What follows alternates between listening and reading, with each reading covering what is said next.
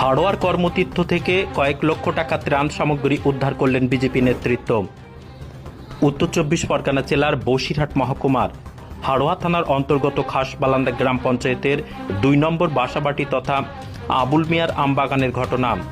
স্থানীয় বিজেপি নেতৃত্বের অভিযোগ, গতকাল কয়েকটা বাচ্চা বিদ্যাধরী নদীর তীরে অবস্থিত কর্মতীর্থের একটি গোডাউন ঘরের তালা ভাঙা ছিল। তারপর তারা ভিতরে গিয়ে দেখে প্রচুর সরকারি ত্রাণ সামগ্রী সেখানে মজুদ রয়েছে, যার বাজার মূল্য কয়েক লক্ষ টাকা। ত্রাণ সামগ্রী যেমন কেরোসিন চালিত স্টোভ, কড়া, গামলা, কাঠের তৈরি চৌকি, নতুন পোশাক সহ পশ্চিমবঙ্গ সরকারের বিশ্ব বাংলা লোগো দেওয়া একাধিক ত্রাণ সামগ্রী।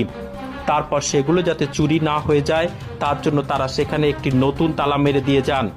আজ আবারও সেখানে গিয়ে বিজেপি নেতৃত্ব তল্লাশি অভিযান চালান।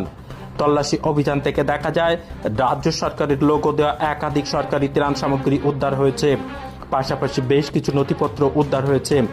এমনকি কৃষকদের দেওয়ার জন্য ধান ঝাড়া মেশিন, পাশাপাশি স্বনির্ভর গোষ্ঠীর মহিলাদের দেওয়ার জন্য নতুন সেলাই মেশিন এবং কম্পিউটার সহ একাধিক সরকারি সামগ্রী উদ্ধার হয়েছে, যার বাজার মূল্য কয়েক লক্ষ টাকা। বিজেপি নেতৃত্ব জানিয়েছেন অবিলম্বে এই ঘটনার পূর্ণাঙ্গ তদন্ত হোক এবং প্রকৃত দোষীরা যথাযথ শাস্তি পাক।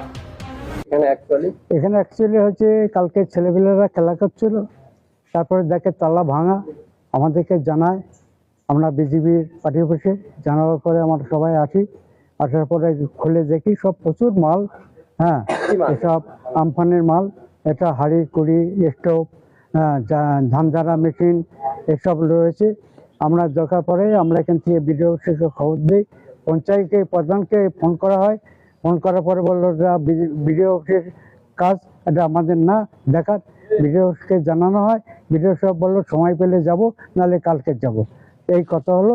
তারপর আমরা ওখানে কি সরকারি মাল, ওগুলো সব সরকারের মাল, রাজ্য সরকার লোক সব রাজ্য সরকার লোগো, এটা হ্যাঁ লোগো রয়েছে। হ্যাঁ, কি চাইছেন আপনারা? আমরা চাইছি সঠিকভাবে তদন্ত, আমরা চাইছি এটা।